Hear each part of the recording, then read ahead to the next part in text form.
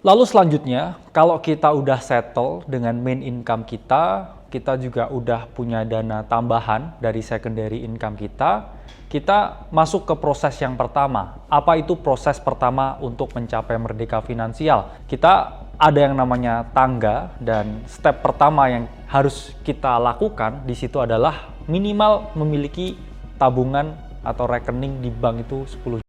Ya, teman-teman bisa siapkan dana liquid di tempat yang lain, nggak harus rekening bank, bisa ada bank digital, teman-teman bisa memiliki RDPU, teman-teman juga bisa taruh di obligasi, yang penting sifatnya liquid.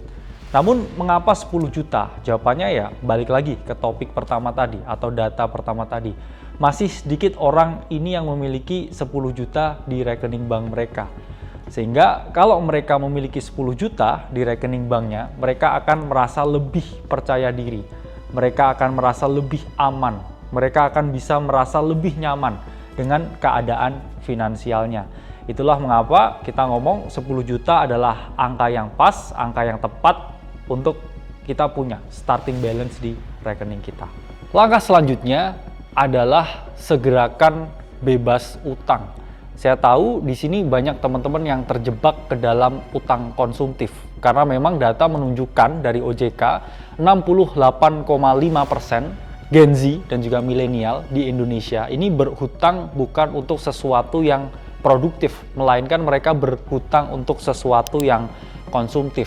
Itulah mengapa data juga menunjukkan 40% generasi Z dan juga milenial itu selalu mereka yang mengalami gagal bayar, atau mereka yang akhirnya tidak bisa melunasi utang-utang konsumtif yang mereka miliki.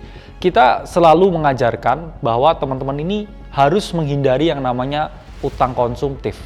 Lalu apakah boleh kita berhutang? Kalau itu sifatnya utang yang produktif, itu boleh.